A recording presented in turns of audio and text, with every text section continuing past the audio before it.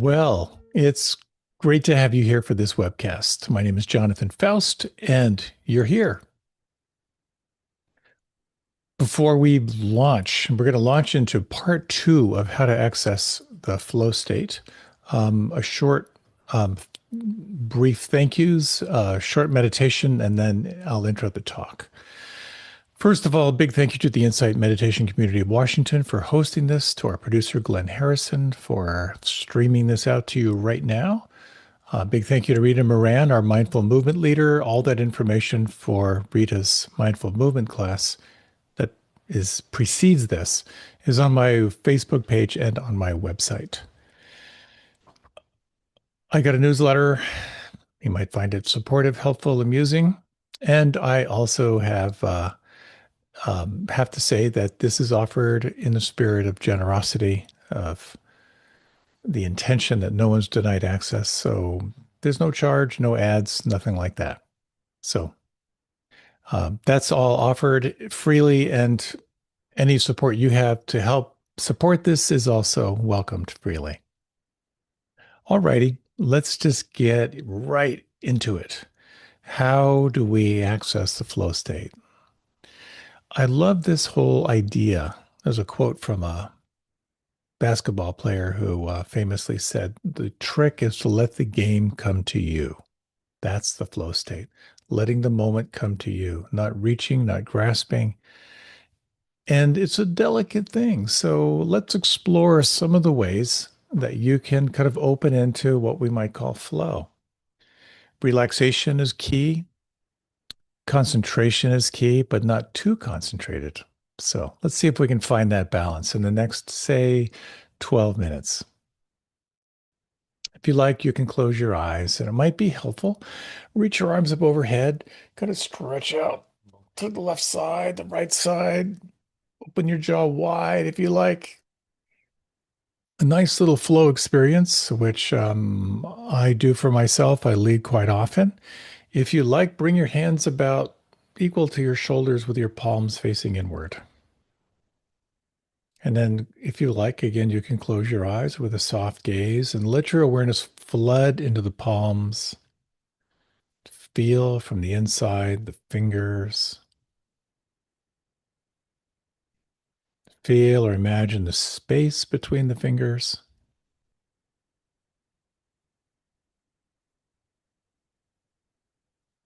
Can you feel the space between your thumbs and forefingers? And now, from the inside, relax your thumbs.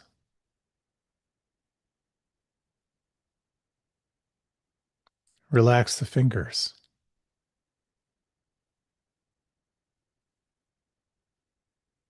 This is very subtle, but if you bring your attention into the fingertips and you relax and pause and just sort of wait, can you feel any emerging sense of tingling or pulse or vibration or subtle energy?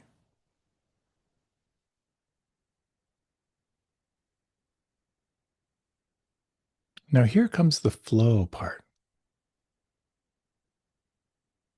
If you were to imagine someone watching you and they could barely perceive movement of your hands as they transition through space, let your hands begin an ultra slow motion descent down toward your lap.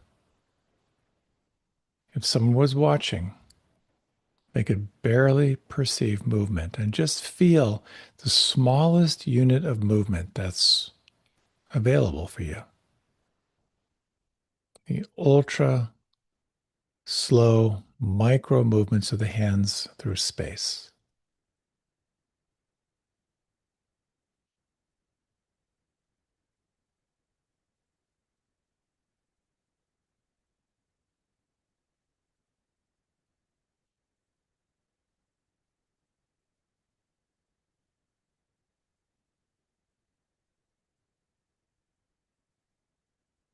Your mind wanders. Again, bring your attention back. What is the smallest unit of movement you can perceive?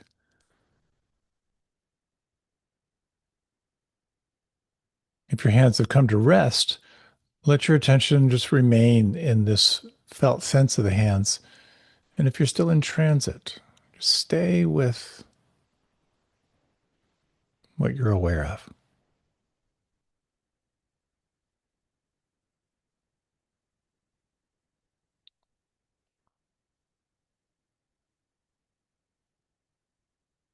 And now, if you would, sense if you could relax the muscles of your face. Feel your face like the face of a marble statue.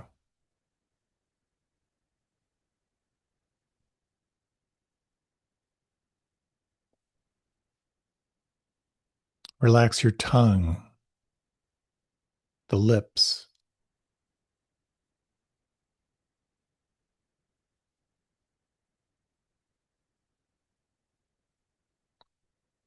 Feel the weight and the volume of your shoulders and down through your arms, down through the elbows, all the way down through the wrists, and again back into the palms and fingers and thumbs, the backs of the hands. Any sense of aliveness, pulse, tingling, vibration.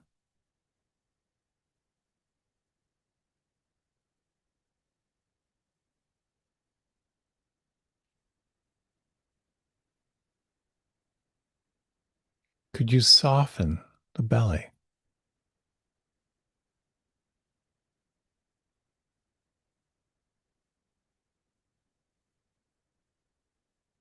Sense down through the legs,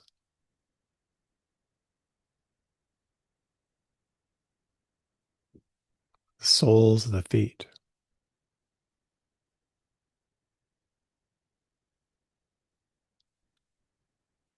And now relax even more. Is it possible right now to sense who you are as the observer or the witness of everything that's changing?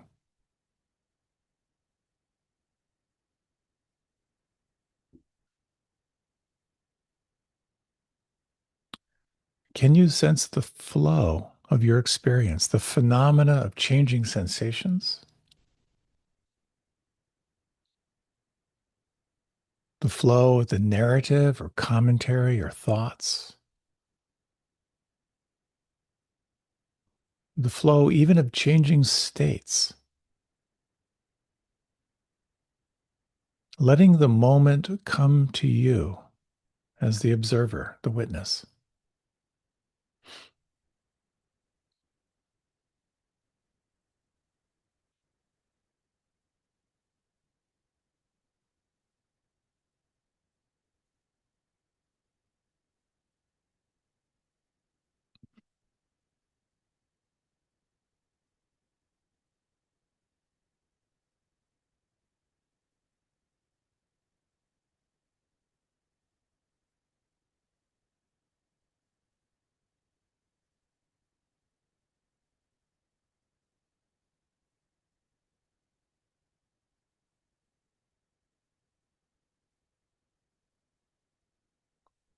What is it like inside when you let the flow, the ever changing experience, come to you to happen all by itself?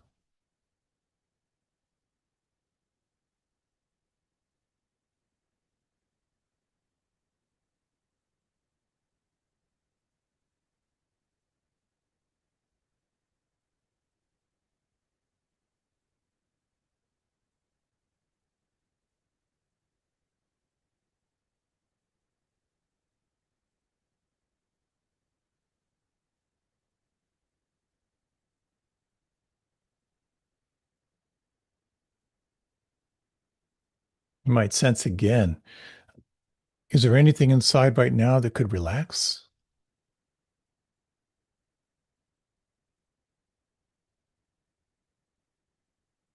Can you again sense who you are as the observer?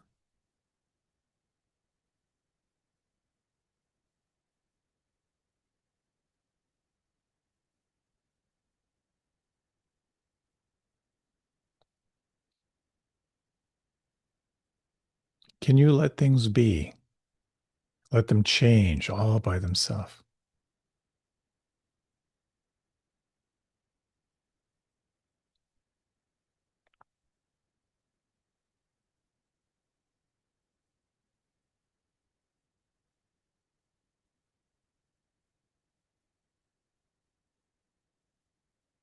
And you might very gently now just sense the space around you, sense the breath inside, and sense the quality of presence right now. If you could find two words that describe this moment, what might they be?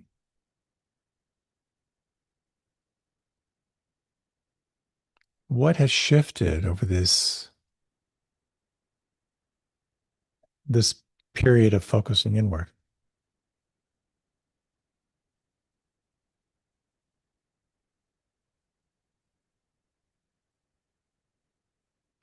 As you're ready, you might begin to deepen the breath, let your body move and stretch in any way that feels good for you.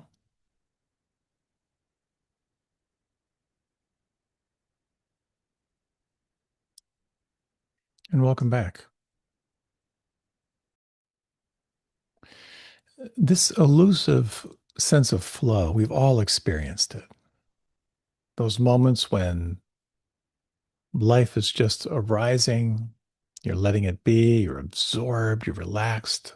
This alchemy of wonderful stuff. And it's been said you can't make intuition happen, but you can cultivate the optimal space for it to arrive. And it's the same thing with the flow state.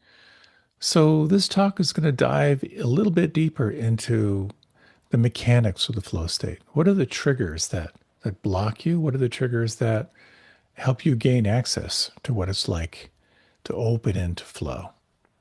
I hope you enjoy the following. Blessings in all things. I'm currently by the beach with Tara's family, and we have a 3-year-old and a 9-year-old under this roof. I think the last time I was with a 3-year-old was when I was 3 years old. And it's been fascinating because it's so new to me to just watch kids play. It's fascinating. There's such a sense of playing with this sense of yes, like whatever happens, just a yes. It's all the rules of improv are happening right there. And as I've been reflecting on flow, how to access the flow state, here it is in action when you watch a 3-year-old playing. There's this sense of uninterrupted concentration and deep embodiment. They're learning through doing. I've also noticed that there's a difference between being with a 3-year-old and a 9-month-old, playing with them, and trying to write a talk with a 3-year-old and a 9-year-old. Completely fractured attention, unable to focus. I've been more and more off track, trying to write this talk. It's been really, really interesting as I've been thinking about accessing the flow state, noticing more and more what gets in the way of the flow state. But I'm very excited about this topic because this is something that you can learn. And that you can learn how to access. And I've had some great insights as I've been reflecting on it these last 2 weeks. What I'd like to share with you in this next little bit of time is to explore really 4 questions. The first is, what's the relationship between mindfulness and this esoteric flow state? How can you reliably access the flow state? And how does the flow state, which we usually think of as very action-oriented, how does it set the stage for meditation and the mystery of life? And then fourth, are there any concerns or contraindications to the flow state? So what I'm so interested in is this shift of moving into flow. And I just want to say that there's so much here. There's lots of great study and incredible presenters out there. Mihai Csikszentmihalyi is one of the kind of the father of flow. Also, anything by Stephen Kotler. He's given some great presentations online. I'll share some resources at the end and in the notes as well. So mindfulness and the flow state, how does that work? One of the things I'd like to talk about is some of the triggers that sort of trigger us into the flow state. And I've been playing with it over the last couple of weeks as I've been thinking about it and bringing it into my meditation and thinking about sharing this with you. And one of the little triggers I've done is draws on one element. When you're in flow, there's this sense of time dilation. And it can either be that everything slows down or everything speeds up. If you've ever been involved in a task and you look up and like 4 hours went by and you were just so absorbed, that's that idea of time dilation. Or sometimes it's just like time actually either slows down or speeds up. When quarterbacks in the National Football League, move from college to professional, the game is so much faster. And so many quarterbacks, they can't cut it because it's so fast. But they all talk about this kind of mystical state when suddenly they're in this fast-moving game and everything slows down, and then they can see the field and see the spaces and start to see the percentages and probabilities as they're playing. So this sense of time dilation has been a really interesting thing for me to trigger. What I've been doing, and again, this is not all the time, but sometimes it's like I'll just suddenly just shift into slow motion mode. When I'm reaching for the door handle, total focus on my hand, turning the doorknob and then opening the door and then feeling the temperature differential between inside and outside. Or from time to time, I'll just tell myself, for the next 3 breaths, how intimately can I feel the breath? Or if I'm like opening a car door, anything like that, just like a 30-second slow everything down. And what's interesting is how this state of flow, the sense of deep absorption, we can't make it happen, but we can cultivate the optimal setting. So a quick Zen check-in. If you like, you can close your eyes. And let me ask you right now, how intimately can you feel the next 3 breaths on the inside?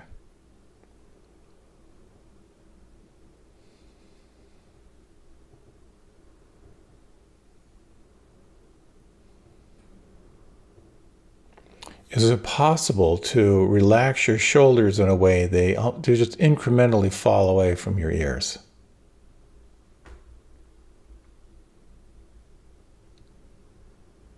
And can you feel from the inside right now the soles of your feet and your heels?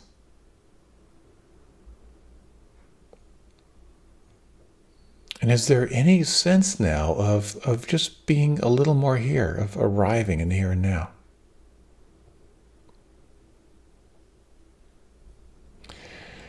If you like, you can open your eyes, and if you like, you can leave them open. These little moments of slowing down are just one of the triggers, which I'll talk about in a little bit. But there's certain characteristics of the flow state that would be helpful to kind of name, and then we'll explore some of the strategies for kind of entry into it. One of the things that's really helpful is to have a sense of clear goals and clear feedback. So your scattered attention is really focused. You got a specific goal and specific feedback that's going to let you know if you're on track for that goal. So you might imagine how the flow state is quite commonly associated with sports, like any sport or extreme sports. So think of tennis. Your goal is to win, and the feedback is, did you hit the ball back? So it's kind of immediate. The second thing is a high level of concentration on a limited field. Again, you're taking this attention, which can be very, very scattered and has the capacity to go out beyond the furthest stars, and you're bringing it right to a focal point, high level of concentration. So in tennis, you're focusing on the ball. If you're a batter, you're focusing on the seams of the ball as it's coming closer to you. So that getting access to concentration is a prerequisite. And this is a really interesting one here, is getting the balance between your skills and the challenges. And this is critical. You want to be challenged, so you're engaged, but not too challenged, so you get frustrated and get into judging mind and shut down. It's like if you want to get better at tennis, since we're kind of on the tennis metaphor, it's always better to find someone who's a little bit better than you, because that's going to engage you. And you want it about like 10 to 30% better than you. If they're a pro, forget it.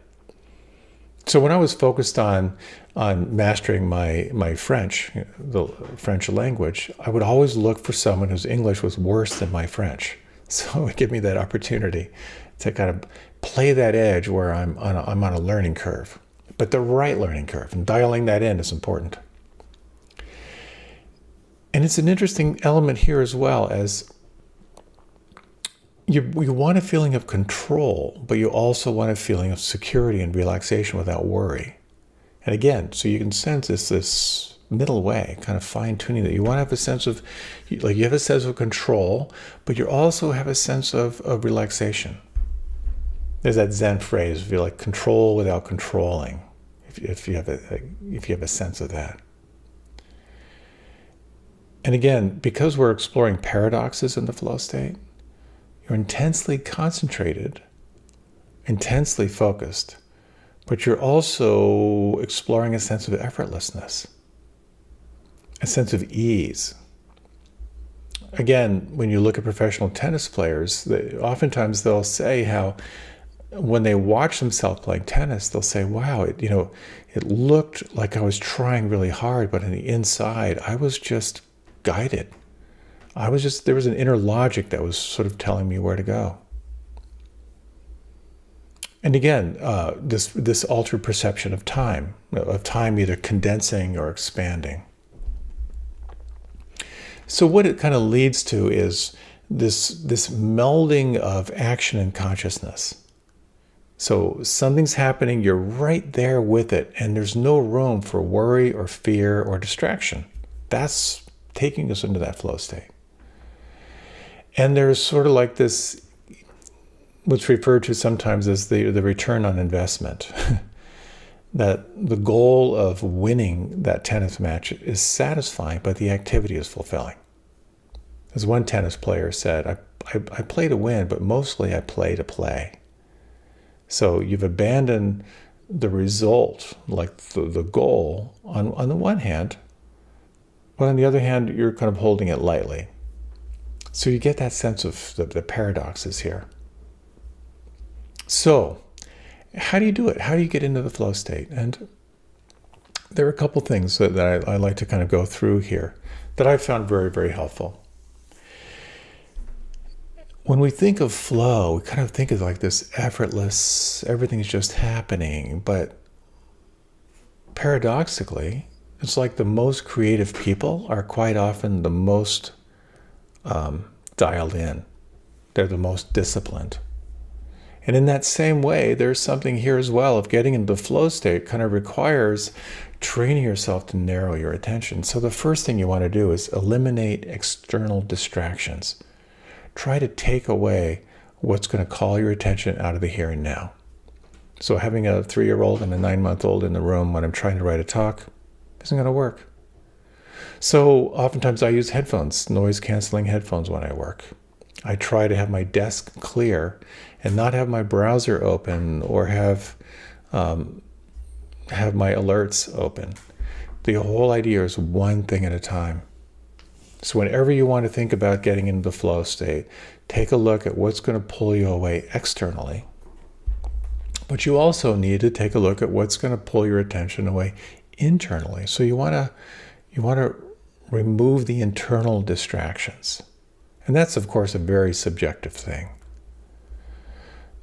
And this is where mindfulness comes in. This is where mindfulness becomes a very, very powerful tool in cultivating the flow state. And this is the power of meditation, of strengthening the witness.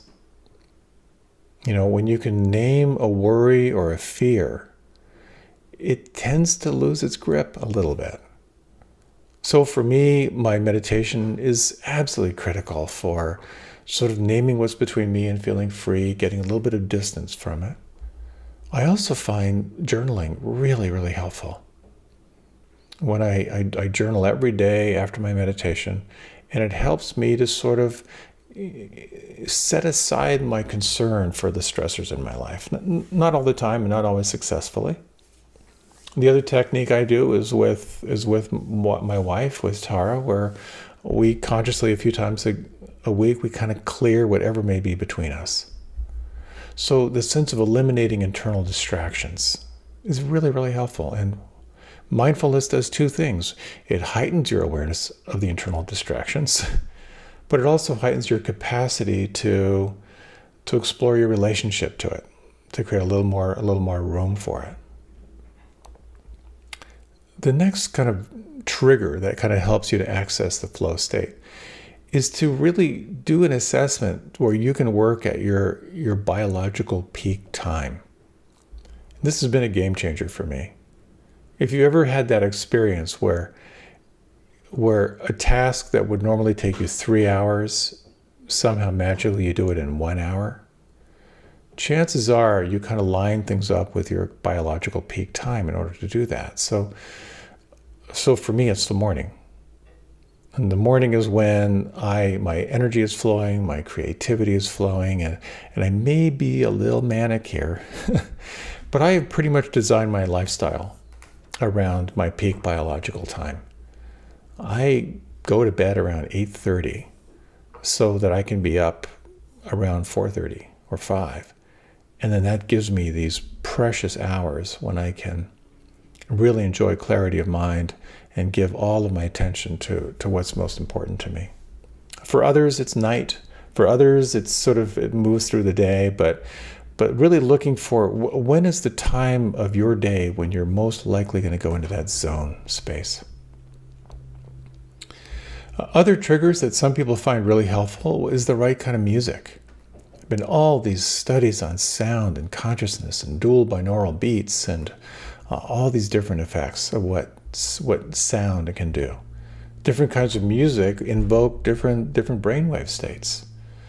And you want to have music that's not too distracting, that's going to pull you into memories or into the song itself. I use 2 apps that have really helped me. One is called Focus, and these are actually kind of scientifically designed audio tracks that really support brainwave function for focus. Another app is called Brainwave. It's on iOS, and you can sort of dial in soundtracks that are going to help you to either relax or focus or meditate. But the focus things really help me. And I've shared this before, but I always set my timer for the sounds for 25 minutes. So I do 25 minutes with a soundtrack to kind of help me remove those external and internal distractions, kind of focus, kind of set the stage for more and more absorption. Then I take a forced break, and that helps me a lot. Now, the fifth trigger here, and again, when we look at awareness has the capacity to move out to the edge of the universe. Awareness has the capacity to scan for what could kill you. Awareness has the capacity for laser focus.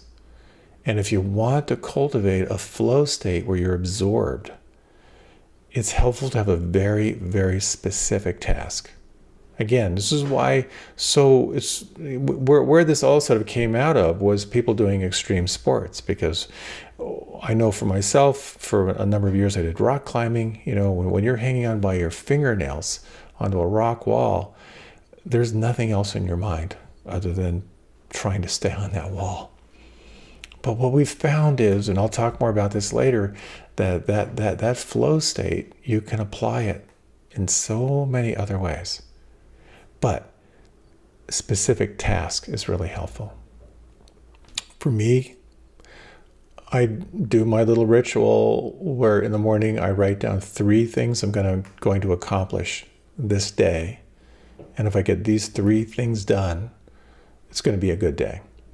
Now, I actually have about 30 things that I'd like to do. But if I can name those 3 and then name the hardest one and then do that one first and make a very, very clear goal, when I can do that successfully, It's going to bring my attention into that sense of laser focus. Either so I'm going to complete 1,000 words, I'm going to complete writing this Dharma talk. And again, I've noticed if I can do that specific task trigger, I can get these little mini flow experiences. I'm here by the ocean, so I'm washing my wetsuit. I'm going to be really aware of washing my wetsuit. I'm going to rinse out this cup and be really, really aware of it. For the next 3 breaths, I'm going to feel the next 3 breaths. These can be a very powerful trigger for moving inward. Another trigger as you're cultivating the flow state is you want to find a task that is challenging, but not too challenging. Again, we're back to this middle way thing, not too tight, not too loose. And this is fascinating. For you to access the flow state, your brain needs to be fully engaged. But if it's too challenging, you're going to get frustrated. The comparing mind is going to come in. The critic is going to come in, and it will completely sabotage the flow state. So you need to find a way to make it interesting and find a way to kind of challenge yourself. It's this balance of being focused and happy. And it's interesting to watch, as I've been just watching young children this week, how when they're doing problem solving with toys, when they just have that sense of trying to, they have the sense of how a toy works, and they go into this deep absorption of problem solving and then accomplishment. The happiness and joy is really quite palpable. But if it's beyond their skill level, then they get frustrated. And we have that same sense of dialing in, give me a challenge, but it can't be too challenging. So again, having a clear outcome, really, really helpful. I'm going to feel at the end of this tennis match, I did the best job I could, for example. If you don't know what the goal is, then your brain's going to struggle to get optimum concentration. How do I want to feel at the end of this is something that I find very helpful to kind of get that sense of the outcome. If it isn't like, okay, I want to get this specific goal, it's simply like, okay, after the end of this, I want to feel like I really gave it my all. When we explore procrastination loves it when you don't have clarity. Because when there's not clarity, then the mind's sort of free to do what it does. So, clear goal. Now this one's kind of optional, but it's named as a trigger in a number of places, and it's a trigger for me, and that's the strategic use of caffeine. Some say 200 milligrams of caffeine can help you to put you into that state of relaxed and happy and focused, but more than that is sort of diminished. Another trigger is hydration. Your brain is 75% water, and you may have noticed there are times when you may feel sluggish or unfocused or have low energy. And if you hydrate, your mind will clear up. Be aware of that. It's pretty amazing. There have been some studies that have said that when you're hydrated, when you're really well hydrated, you're about 14% more quicker in your thinking process. Now, in the final one, and let me just review these because this is a lot. But again, eliminate external distractions, eliminate the internal distractions, find your biological peak time, which is going to improve your success at flow. Consider having kind of background or music or something like that. That can be super helpful. Work on a specific task. Really, really specific. Make it challenging, but not too challenging. Have a clear outcome that you want. And then consider caffeine and hydration. And then this final one is really interesting, and I've been playing with this. And that is to create a mental cue that's going to help you to get started. There's someone I know, he's a computer guy. And so he sits down to write code. he has this little ritual he does. Like he gets everything set, and he claps his hands, he rubs them together, and then he gets going. If I'm always making references to, I really don't follow football that carefully. I do follow my lifelong hero, Tom Brady, where he just yells, "Let's go," and then there's his trigger. 3 breaths. Anything you do that creates kind of a neuro association with moving into that flow state is helpful. I've actually experimented by, like, when I sit down, I clap my hands, I rub them together, take 3 breaths, and then trying to build that association of going into flow state. Now, the interesting thing is when it comes to productivity, you are 5 times more productive when you're in the flow state. That's kind of makes sense to me. It certainly is true for me. When I kind of contrast trying to focus with the kids in the background and having my headphones on and being very, very clear what I want, setting a time limit, remove the distractions, get in there, I get so much more done. You get a lot more done. It's a very, very practical thing. There have been some studies that most people, and again, this is a study that was done in conjunction with Google and Stephen Kotler, where he said that most people have about 5% are in flow state at different times. He said when you're at 15%, your productivity doubles. And the really cool thing is you can learn this. They did a 6-week training with Google, and people noticed a 35 to 80% increase in access to flow. So this flow state is really, it's a pretty optimal place to be. But as they say, but wait, there's more. When you apply the flow state to your meditation practice, it gets really, really cool. Really, really interesting, because the thing about the flow state is when you're in like pure flow, and you can be in little mini flows, you can be on a spectrum of flow, but when you're really in that deep flow state, you are utterly absorbed. And it kind of brings in this sense of no I and no mine, or the sense of I and mine gets more porous, and the moment starts just sort of unfolding by itself. This relaxed, receptive inner state is just the coolest. For me, the times when I've experienced like the deepest sense of the flow state in meditation is when I had sustained time without distractions.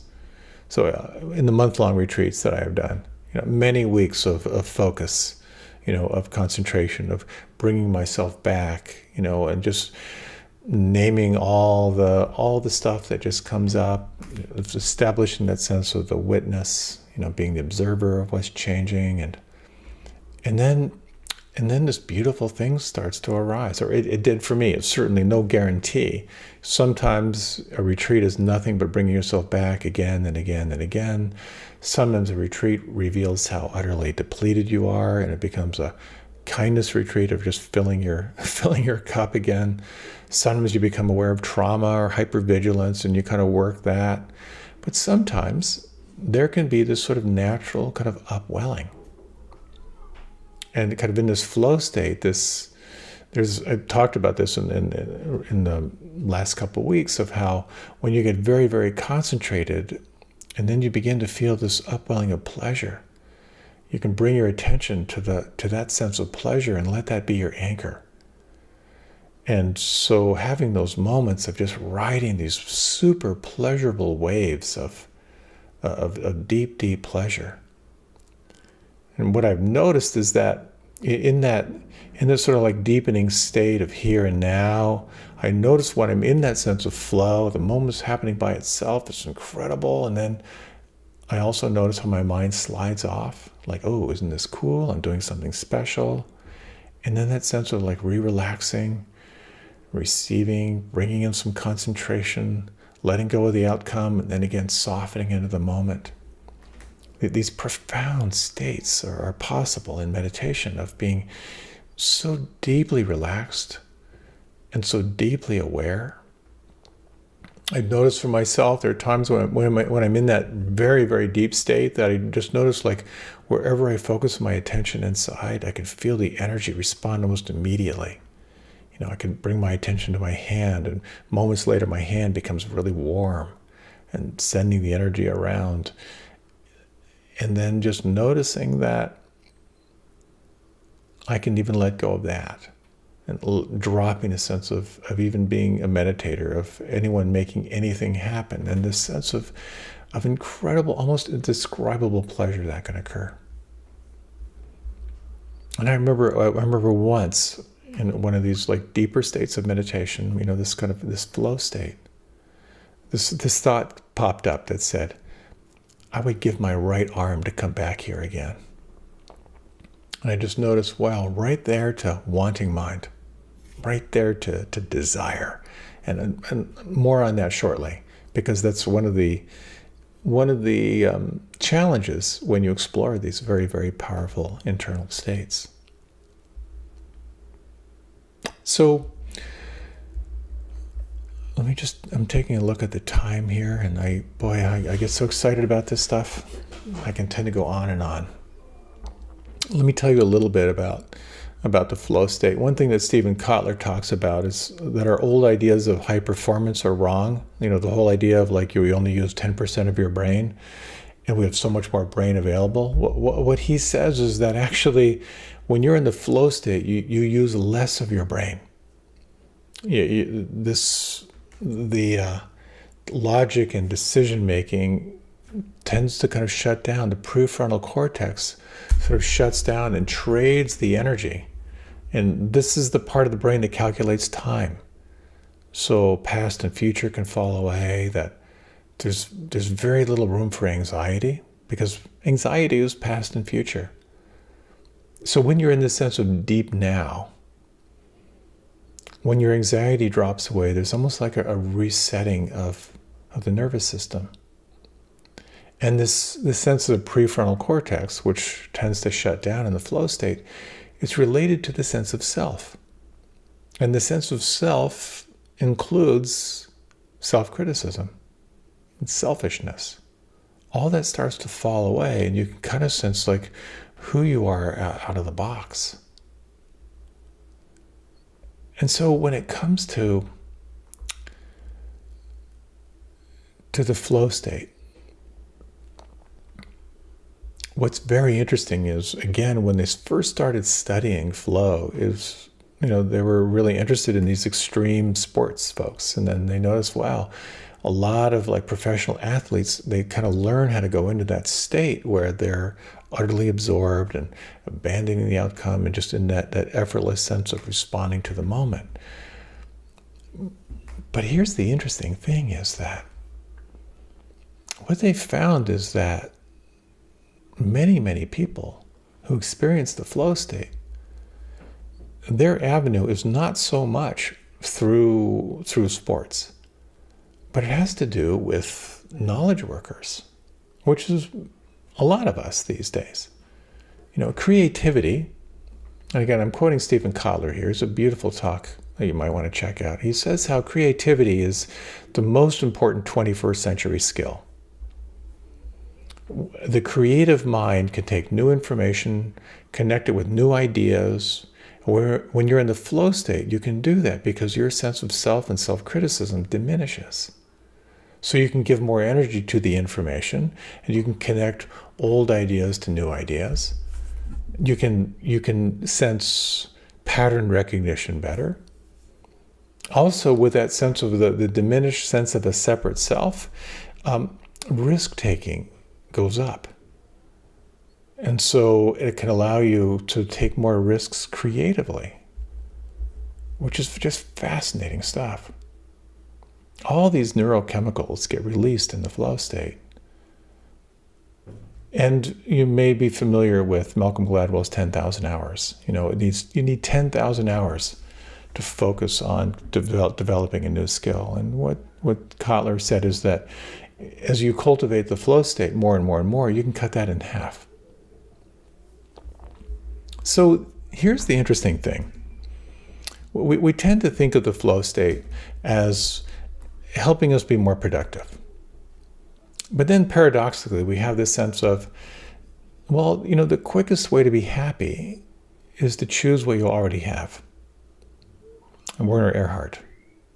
The quickest way to be happy is to choose what you already have.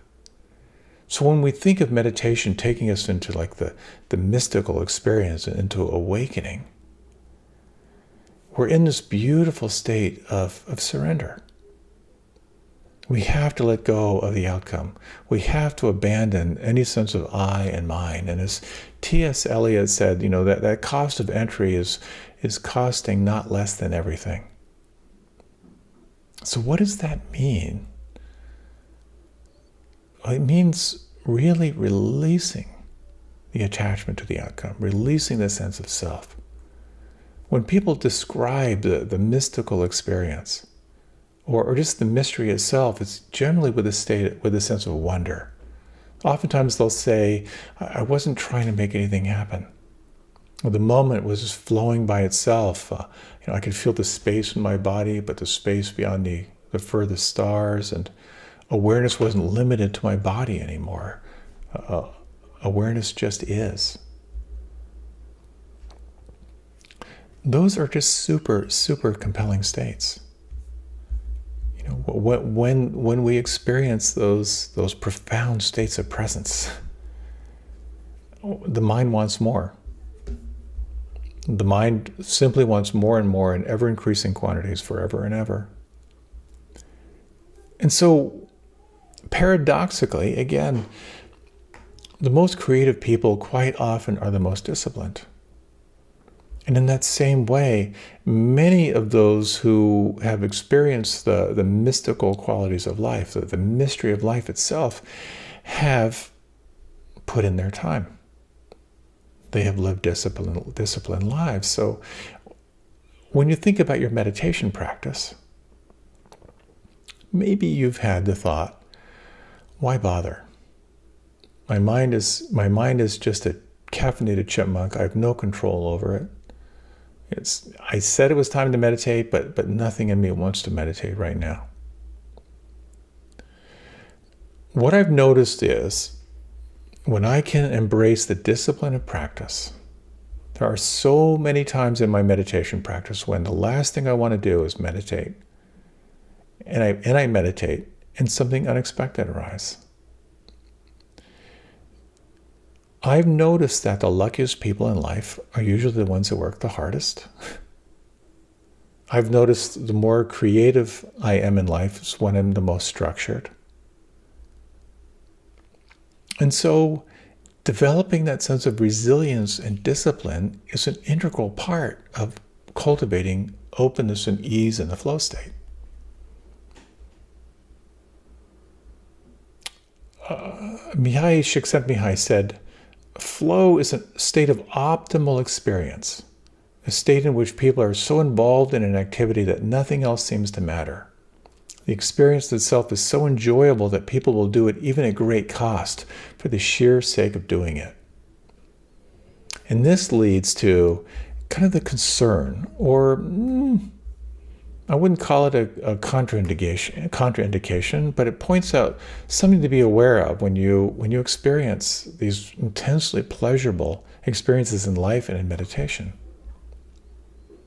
There's a guy named James Taylor, who's a big wave surfer. He said, everything I do in my life is to try to get into that place of surfing big waves.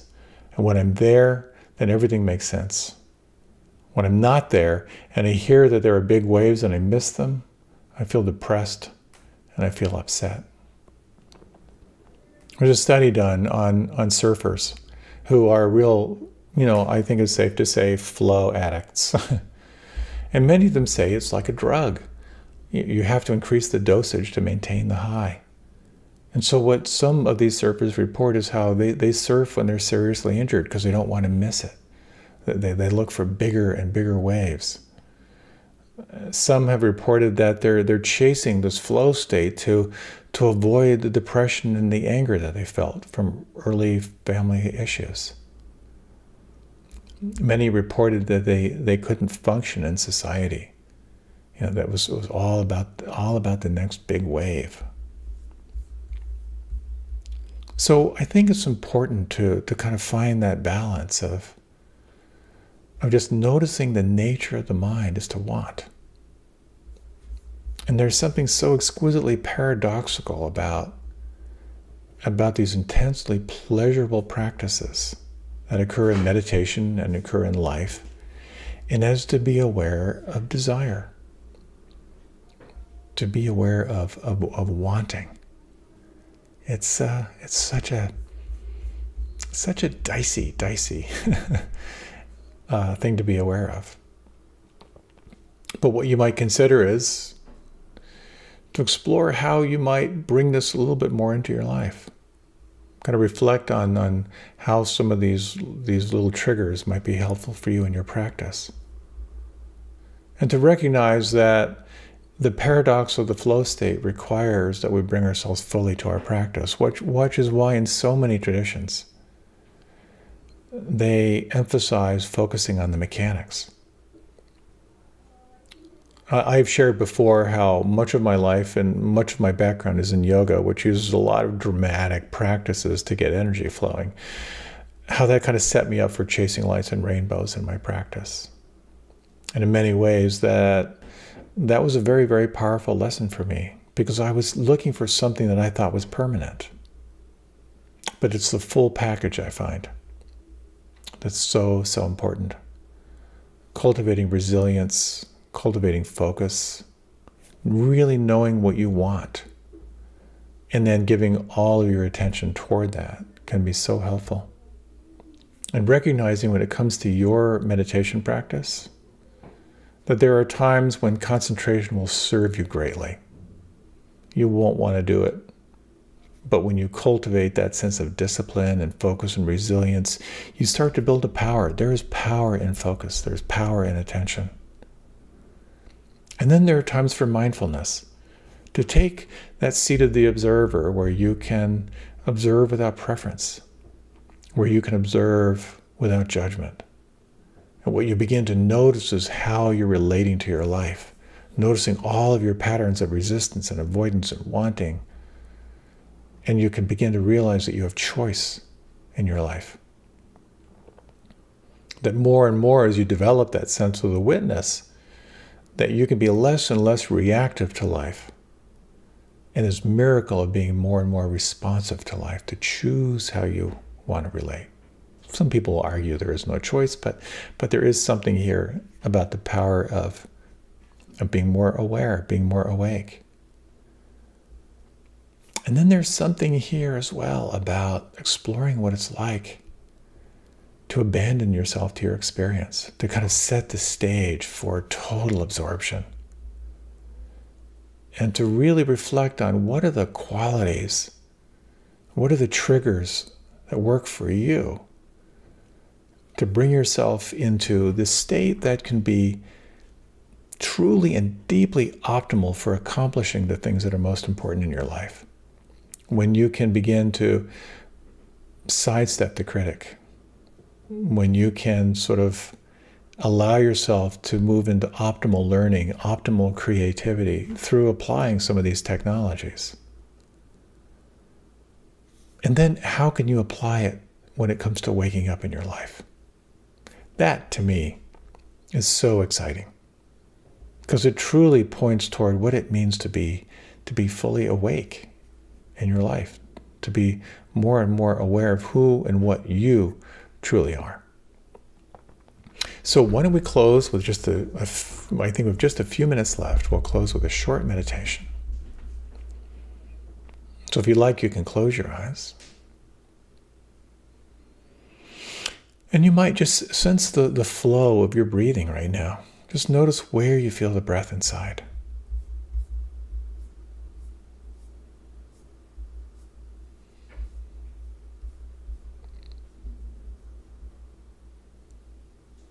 And allow yourself just to sense the intimacy of the breath on the inside.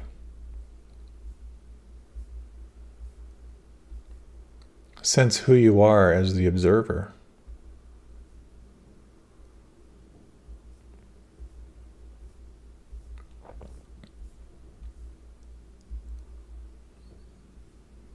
And you might just take a few moments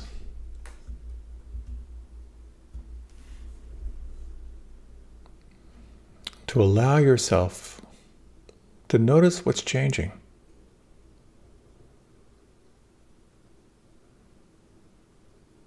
Notice what's shifting and moving.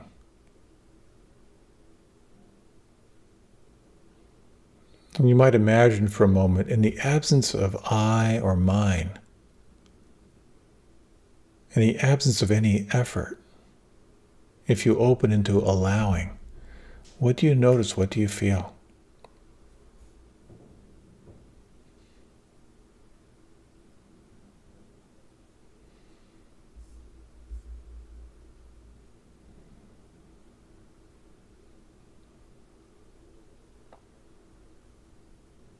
You might just take a few moments now just to deepen your breath. You might gently let your eyes open.